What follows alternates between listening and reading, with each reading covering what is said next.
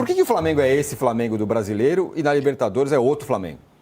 Primeiro explicar para o Trajano que eu não usei o teletransportador do nosso querido e saudoso Silvio Lancelotti, tá?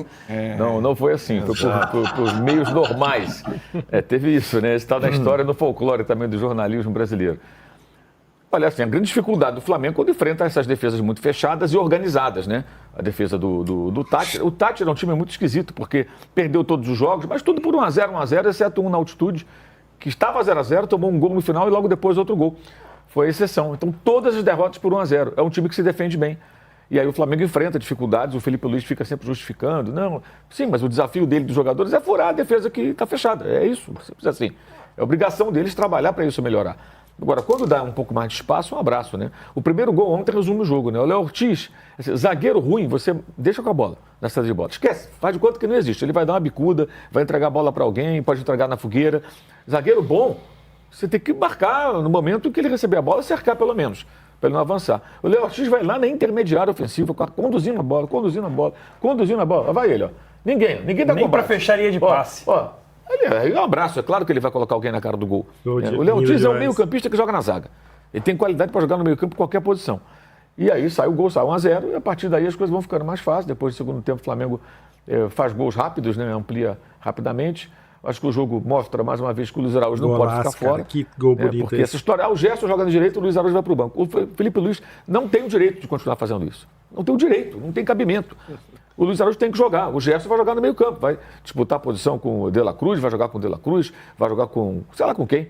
Ele vai revezar os jogadores. Ele tem um calendário pesado, muitos jogos. Todo mundo acaba jogando. Vai entrar o Jorginho também. Houve um momento que ele não tinha meio-campistas. Então ele vai ter vários jogadores para o setor. Mas o Luiz Araújo, nos jogos importantes especialmente, ele tem que jogar. Não existe explicação. Na Libertadores, os 3 gols que classificaram o Flamengo mesmo com dificuldade foram Léo Ortiz, assistência dele, Léo Pereira, assistência dele e um gol dele. Ontem voltou a marcar. Então é um cara que tem número, pô. O cara tem gol e tem assistência. Por que não joga?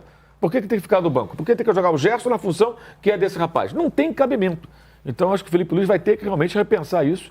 E acho que o jogo de ontem, como anteriores, diz muito sobre Fortaleza, uma péssima fase, e muito sobre o Flamengo quando tem oportunidade. Quando dá um pouco mais de espaço, se a defesa adversária não for muito fechada, muito organizada, os caras vão fazer vários gols.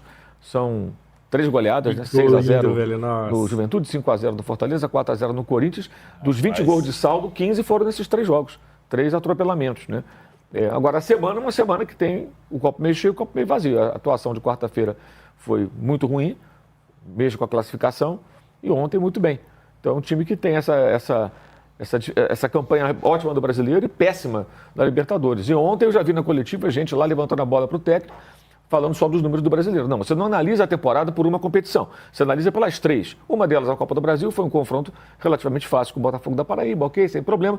Na Libertadores, um pandemônio, algo inaceitável. E no brasileiro, excelente. O Flamengo tem hoje o dobro de gols do Palmeiras e sofreu metade dos gols que o Palmeiras sofreu. Só isso.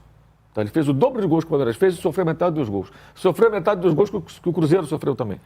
E tem, acho que 5 ou 6 gols a mais que o Cruzeiro, ou 7, sei lá. Acho que são 7 a mais que o Cruzeiro. Enfim, tem que olhar na tabela, de cabeça eu não estou lembrando.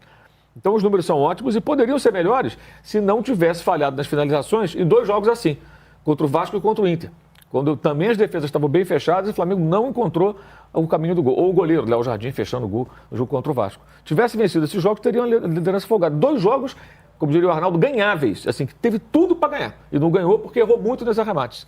Ontem acertou, mas não pode ser tão extremo, né? De uma ponta a outra. Um dia acerta tudo, outro dia não acerta nada. Eu acho que afinar o time nesse sentido é fundamental. Acho que é o trabalho do treinador. E além do Luiz Araújo, Mauro, estava vendo, acho que tem uma discussão também sobre Pedro e Arrascaeta, né? Que ontem, de novo, o Pedro começou no banco, de como encaixar os dois. Porque eu não consigo imaginar o Pedro fora de um time desse. Pedro é um jogador totalmente diferente, seria titular em qualquer time do Brasil, e a gente vê que o Felipe Luiz está tentando ainda encaixar os dois, né? O Arrascaeta às vezes começa o Pedro, contra o Palmeiras foi assim, agora contra o Fortaleza de novo. Eu acho que, além dessa questão Luiz Araújo e Gerson, a gente precisa ver o Felipe Luiz achar um jeito de jogar os dois. Perde um pouco na pressão, perde um pouco... Mas por quê? Eu acho que isso que é o mais Pedro legal. e Arrascaeta não tem Eu acho isso como. o mais legal. Porque O Mauro trouxe isso há bastante tempo, parecia uma... Não tô dizendo que todos os jogos precisa, então, mas é que assim, eu acho que isso que é legal o do time precisa Felipe jogar Luiz. melhor quando os dois estão titulares. Não eu necessariamente, não necessariamente. Eu acho que isso é quase uma quebra de tabu que o Felipe Luiz vem fazendo. O Mauro falou isso há algum tempo, parecia ser uma aberração. Ele falou, olha, difícil... Isso já faz umas 3 semanas, hein? Foi. Dificilmente Pedro e Arrascaeta vão jogar juntos. Por quê? Porque tal, encaixe... E o Felipe Luiz vem mudando coisas. Pode ser o Luiz Araújo com o Gerson, pode ser o Varela e não o Wesley. Varela tá indo bem. Porque o Wesley só vai, ele não volta. Então, são coisas, né, que... Varela foi testado na esquerda, volante, e finalmente se encaixando na direita. eu acho que em alguns aspectos ele está moldando o Flamengo de um jeito que impopular até. Mas se você ganha de 5-4-3, dane-se quem joga. Sim. Né? E acho que essa é uma questão interessante no trabalho dele, né, nesse momento. E Palmeiras e Flamengo são tão curiosos que o Palmeiras faz parecer a Libertadores fácil e o Flamengo faz parecer o Brasileirão fácil. Não são, né? E acho que nesse aspecto, nesse recorte, o Palmeiras tem um pouco mais de preocupação. É o que o Danilo falou. Porque se o Palmeiras não está ganhando jogo grande, ele não vai se dar bem, ele não vai ganhar o Brasileiro e nem as Copas. Se ele não ganhar jogo grande, não adianta, certo? E a gente responderia na enquete no início da temporada, ou no começo da temporada, no cheiro da temporada, mais confiável, a gente sempre ia no Palmeiras, né? Porque é o trabalho mais longo, é um time que perde pouco e tal. É mais regular. Mais regular, né? No mais confiável, mais regular. Mas a gente tem visto essa situação que há uma semana, antes do jogo com o Flamengo, era a previsão, né? O Palmeiras tem 2 confrontos diretos, ou para abrir, ou para ser ultrapassado. E aconteceu, ele foi ultrapassado, né? Foi para quarto, perdeu os 2 confrontos diretos. E aí, aquela comparação que sempre existe entre os dois de tipo de jogo, estilo de jogo, quem joga mais bonito e tal, que sempre acontece, sempre tem essa discussão.